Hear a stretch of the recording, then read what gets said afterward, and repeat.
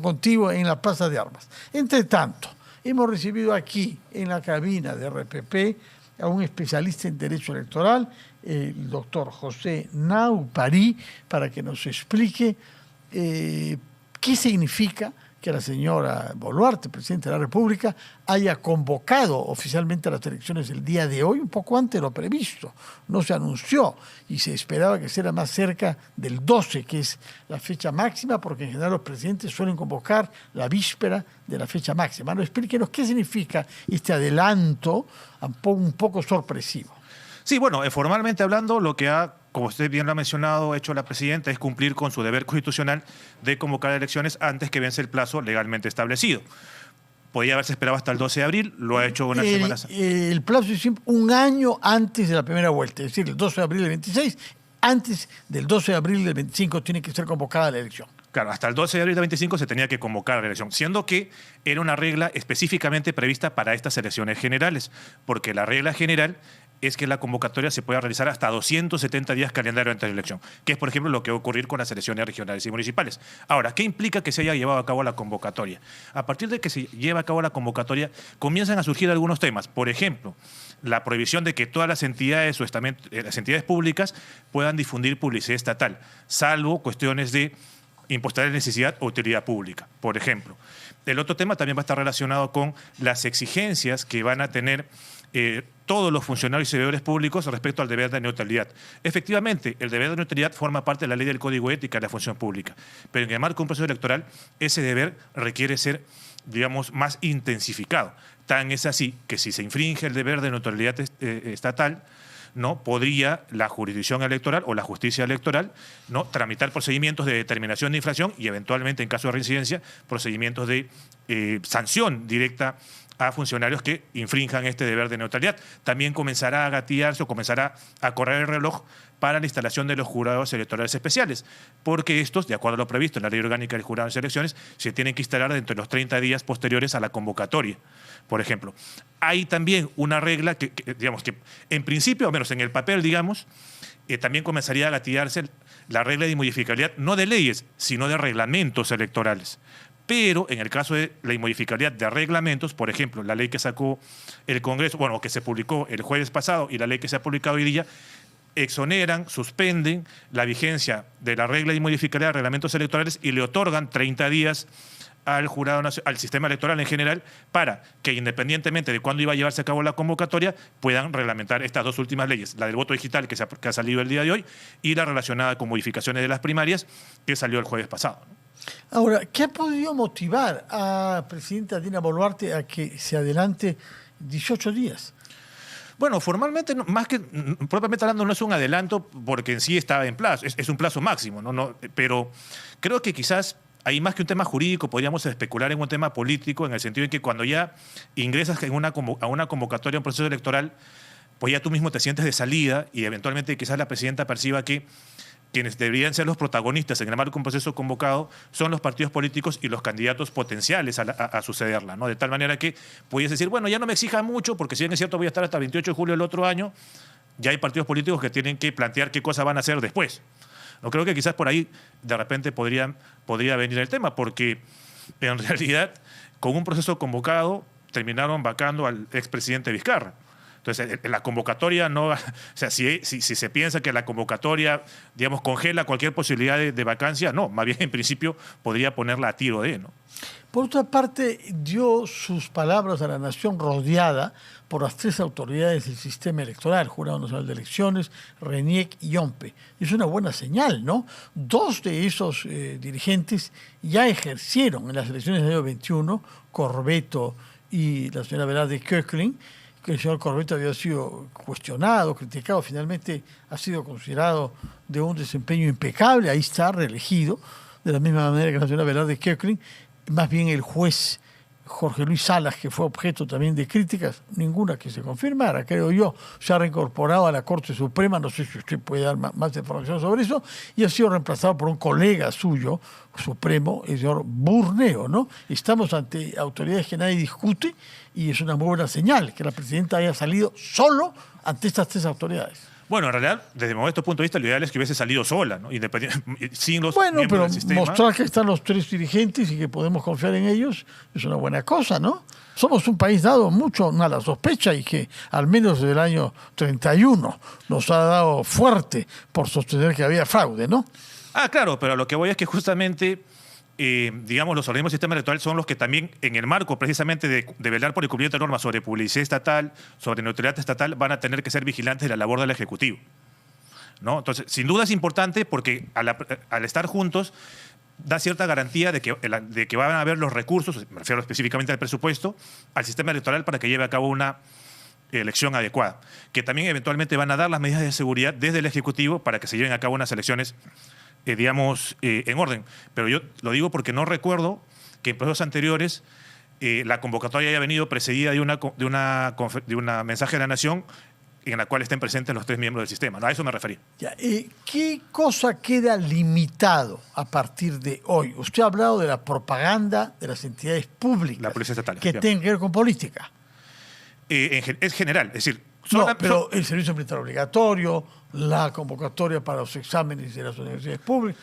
Claro, pero lo que ocurre es que, digamos... Contratación de empleados en tal y cual ministerio. Claro, pero lo que voy es que solo está legitimada la difusión de publicidad en casos de impostergable necesidad o utilidad pública. Claro, en principio el autobombo no está permitido en el marco de la publicidad estatal. Nunca ha estado, esperamos, ¿no? O sí estaba permitido antes de la convocatoria. Lamentablemente que se ha percibido que, por ejemplo, la imagen, el nombre, la caricatura de la autoridad aparentemente a veces ha salido a ser permitida en periodo no electoral, pero una vez que arranca la convocatoria, ellos ya no es más rigurosos con eso. Ahora, el señor Rospigliosi, que es el presidente de la Comisión de Constitución del Congreso, se dijo sorprendido, y dijo que se estaba elaborando leyes importantes, sobre todo la del voto digital.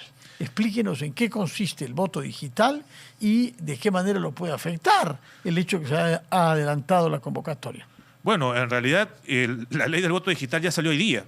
Es decir, antes de la convocatoria. En consecuencia, en principio, ello no le debiera afectar en absoluto. La única norma que estaría pendiente... ¿Salió antes? ¿Salió por la mañana? Salió esta mañana, la ley del voto digital.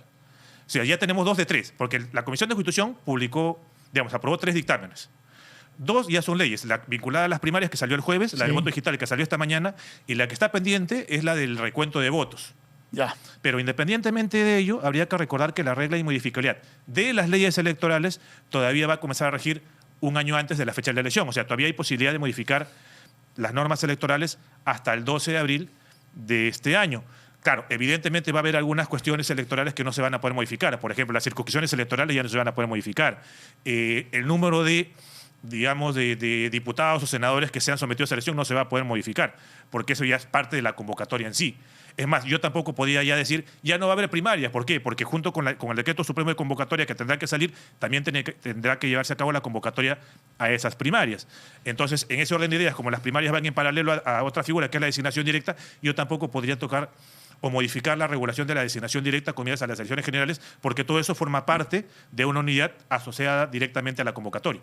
Habrá otras materias que sí se podrán modificar, pero esa no. Y otro aspecto que tiene que ver con el cronograma es la renuncia de quienes quieren postular y tengan mandatos electivos, incluido la propia presidenta, porque tengo entendido que la presidenta podría postular a otros cargos, no naturalmente al presidente, podría postular, si renuncia 6 meses antes, ¿no? Podría postular para ser gobernador regional o lo que fue. La situación es bien hipotética, ¿no? Pero sí muchos otros funcionarios. ¿Hasta cuándo pueden renunciar los que tienen mandato electivo, los alcaldes que quieren ser candidatos? Y sabemos bien que en Lima circulan rumores sobre candidaturas importantes de alcaldes.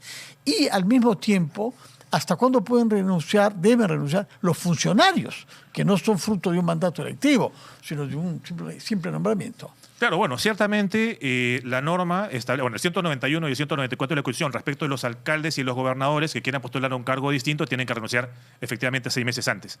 Respecto de altos funcionarios que quieran postular evidentemente por ejemplo, al Senado o a la Cámara de Diputados, también estoy pensando en titulares de organismos judiciales autónomos, SUNAT, gente de las Fuerzas Armadas, ministros, tendrían que renunciar 6 meses antes. Hoy día también se ha publicado en el diario... 6 meses antes, es decir, octubre, ¿no? Efectivamente, el jurado de las elecciones ya le puso fecha. Hoy día también ha salido una resolución junto con el nuevo reglamento del ROP. La fecha es el 3 de octubre. El 13. El 13. 13 de octubre. 13 de octubre. 13 de octubre. Día máximo para renunciar. Exacto. Funcionarios y militares que quieran candidatear. Claro, alcaldes, gobernadores regionales, claro, evidentemente miembros de las Fuerzas Armadas y policiales, altos funcionarios Que como estén en titulares. actividad. Que Claro, que estén en actividad. Y Pero evidentemente. eso no hemos visto nunca, creo, ¿no? Yo no recuerdo militares en actividad que hayan renunciado para postular. Los que tenemos adentro, que son 4 o 5, Ya, todos eran eso retirados, ¿no? Claro, eso suele ocurrir más a veces en elecciones regionales y municipales que en elecciones generales, ¿no? Ya. Y claro, evidentemente ministros también van a tener que renunciar hasta esa fecha. Ministros tienen que renunciar antes del 13 de octubre. Hasta el 13, efectivamente. Y esta resolución del jurado sí tiene un tema interesante respecto de la renuncia de alcaldes y gobernadores, porque está estableciendo que dentro de los 10 días siguientes tengan que poner en conocimiento al jurado en las elecciones para que el jurado pueda proceder, evidentemente, con acreditar al primer regidor, eventualmente, o al consejero delegado, si es que no es el vicegobernador, para que asuma el cargo en su reemplazo, ¿no?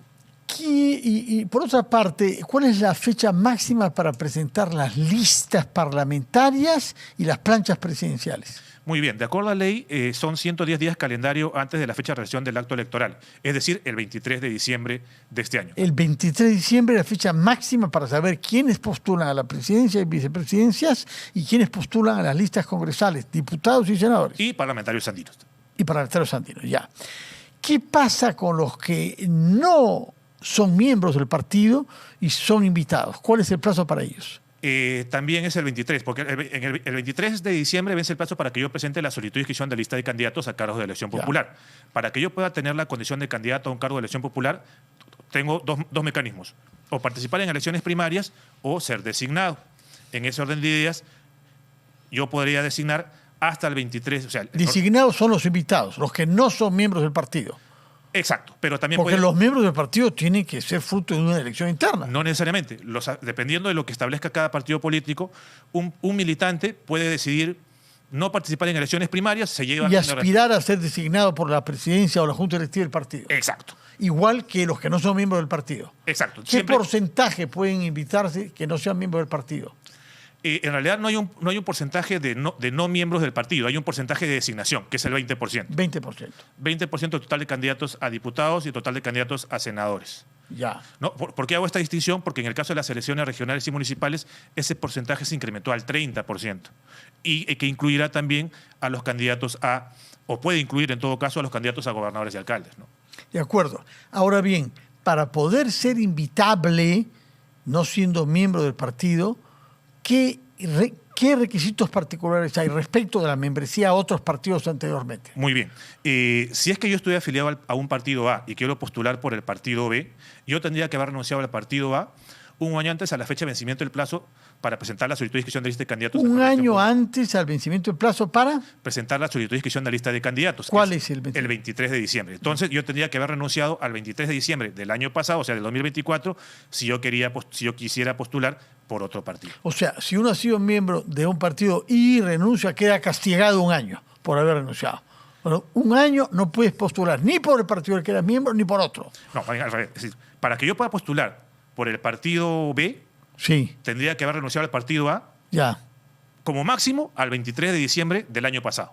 Ya. Si yo renuncié, por ejemplo, el 28 de diciembre, ya no puedes. Ya no puedo ser designado. Castigado. Claro, totalmente. Castigado, ¿verdad? De alguna manera, de acuerdo. ¿Eso vale para las listas parlamentarias y también para las planchas presidenciales? No, porque en el caso de las planchas presidenciales no está regulada la figura de la designación directa. Los 3 miembros de la fórmula de presidencial y de vicepresidente de la República necesariamente tienen que pasar por las primarias. Y si tienen que pasar necesariamente por las primarias, tendrán que estar afiliados desde el 12 de julio del año pasado. A ver, repite eso. Significa que no pueden haber candidatos presidenciales ni vicepresidenciales que no sean miembros del partido. Exacto. No caben invitados para eso. No caben invitados precisamente porque no hay designación directa para ningún miembro de la fórmula presidencial. No caben invitados. No caben. Los presidentes y vicepresidentes de las fórmulas de planchas tienen que ser miembros del partido. Y pasar por las primarias. Que se han sometido al mecanismo que ellos escojan aplicar para designar a esto. Exacto. Y la afiliación tiene que estar desde el 12 de julio del año pasado. ¿Qué es la norma? ¿Qué dice la norma respecto de la representación de las mujeres, de la vieja idea de la paridad? Bueno, se sigue manteniendo la figura de la alternancia y paridad, porque lo que se terminó eliminando era más bien la paridad horizontal. ¿Qué es la paridad horizontal? Que estaba vinculada a las candidaturas regionales, según la cual, si los partidos políticos presentaban fórmulas de gobernador y vicegobernador en 10 circunscripciones, 5 candidatos a gobernadores tenían que ser varones, 5 mujeres. Esa regla ya se ha diluido. Ahora sí sigue manteniendo la figura de la alternancia y paridad, ¿no? Ahora, claro, no tendría mucha lógica, por ejemplo, en el caso del Senado por distrito electoral múltiple, salvo Lima Metropolitana, que tienes 4. En los otros solo vas a poder elegir a uno. Ahí lo que se está tratando de forzar es, bueno, si vamos a elegir a uno para garantizar la alternancia y paridad, que vayan 2, ¿no? Un hombre y una mujer. Pero igual, al final terminas teniendo un número par, porque tendrías 30 senadores por distrito electoral múltiple, 30 senadores por distrito electoral único. Respecto a las planchas presidenciales, si el candidato a presidente es de género femenino, el primer vicepresidente tiene que ser masculino. No, ahí, gracias por la presión. En el caso de la alternancia en fórmulas presidenciales, eso sí fue suprimido. Tiene que haber por lo menos una mujer o un varón. Uno de los tres. Uno de los tres, pero ya no hay un mandato de posición, o sea, ya no hay alternancia. Con lo cual... No hay alternancia para la fórmula de 3 Exacto. de la plancha que incluye un presidente y 2 vicepresidentes. Claro, lo cual desde nuestro punto de vista es lamentable en cierta medida, porque ello lo más probable que ocurra es que termines colocando a las candidatas mujer como candidata a la segunda vicepresidencia, ¿no? Bueno, ya veremos qué resultados da. ¿Y qué sabemos sobre el plazo máximo para crear alianzas? Muy bien. El plazo máximo para solicitar las alianzas vence el 2 de agosto. Mucho antes que los otros plazos a las renuncias. ¿Por qué el 2 de agosto? ¿Cómo se calcula ese plazo? Bueno, en realidad el plazo lo ha determinado el Congreso en la ley de la semana pasada, que se publicó en jueves de la semana pasada, y está en función de las primarias.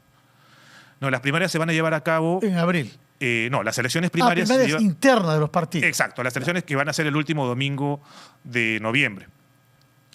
Ese ha sido el parámetro en función del cual se ha determinado el plazo para solicitar la inscripción de alianzas y lograr la inscripción. O sea, a principios de agosto. Agosto, septiembre. 2 de agosto solicitud, noviembre. 1 de septiembre 4. lograr la inscripción. Ya. 1 de septiembre. Tienen que lograr la inscripción. Ya, uno solicita la creación de una alianza ante el jurado especial. No, la inscripción de alianzas se presenta ante el registro de naciones políticas, porque la alianza es un tipo de nación política. Exacto, ya. el ROP. El ROP decide si puede o no aliarse. Claro, y van a tener que evaluar efectivamente el acta del acuerdo mediante la cual se constituye la alianza. Es el único requisito. Que los coaligados, que los que forman la alianza estén todos de acuerdo y que tengan autoridad legítima firmando. Claro, efectivamente, que las personas que adopten el acuerdo sean las que, de acuerdo al estatuto, tengan la competencia para para adoptar un acuerdo. Hay algunos partidos que tienen presidentes y otros secretarios generales. ¿Cómo dirimir eso? ¿Quién es el que manda? ¿Quién es el que firma? Habrá que ver los estatutos. Serán los estatutos en los que se determina a quién le corresponde cada competencia. Los estatutos de cada partido. De cada partido. Muy bien. Señor Napabri, gracias a usted estamos poco usted, a poco gracias. conociendo más detalles, sobre todo en este día que de todas maneras es un día importante, la convocatoria oficial formulada por la Presidenta de la República en presencia de las 3 autoridades de las instituciones electorales. Muchas gracias, señor. Sí. Espero que nos veamos durante las próximas semanas y meses, porque aquí hasta agosto y hasta diciembre tenemos mucho que saber. Muy buenas noches. Regresamos.